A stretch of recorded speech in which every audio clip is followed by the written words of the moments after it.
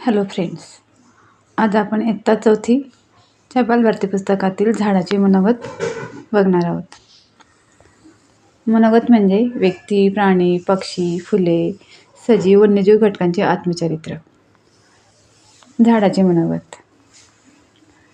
मी झाड, तुम्ही मला वृक्षसुद्धा म्हणता.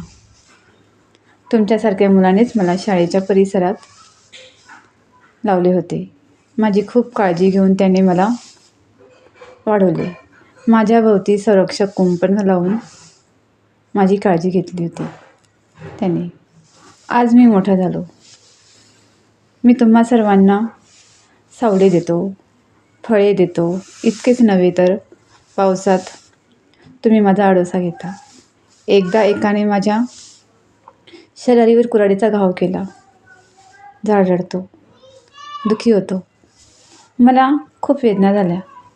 आम्हाला किती त्रास देता तुम्ही, पण आम्ही कधीच त्याचा बदला घेत नाही. तरीही आम्ही तुम्हाला फुले, फळे, लाकूड, डिंक, मध, मेण, लाख, सावली, हवा व औषधे देतो. म्हणून मला जगवा, मला वाचवा. मी राहिलो तरच पर्यावरण टिकून राहील, नाहीतर सर्वच संपून जाईल कायमचे. झाडाने आपले मनोगत व्यक्त केले आहे. झाड म्हणतो की मी तुम्हाला सावली, फळे, फुले, लाकूड, डिंक, अजून आयुर्वेदिक औषधे, हवा ह्या सर्व गोष्टी पुरवतो तुम्हाला. काहीही मूल्य न घेता, 1 रुपया न घेता. आणि तुम्ही मला माझ्यावर कुऱ्हाडीने घाव घालता, मला तोडतात, लाकूड तोड करता, वृक्षतोड करतात तुम्ही. आम्ही सजीव आहोत, आम्हालासुद्धा त्रास होतो तुमच्या मला हे अशा कुणी आम्हाला फर्निचर करण्यासाठी म्हणा किंवा इतर गोष्टींसाठी आम्हाला तोडतात, आमच्यावर कुऱ्हाडीने घाव घालतात. तर हे चुकीचं आहे, आम्हाला त्याचा त्रास होतो. असं हे झाडाने आपली आत्मकथा इथे सांगितली आहे.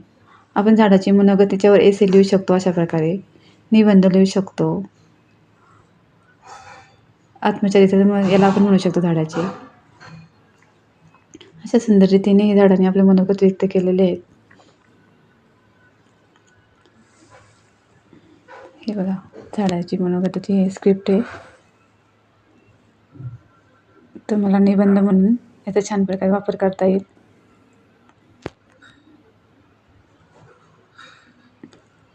ओके. तुम्हाला जर माझा व्हिडिओ आवडला असल्यास लाईक, शेअर अँड सबस्क्राईब करा. थँक्यू.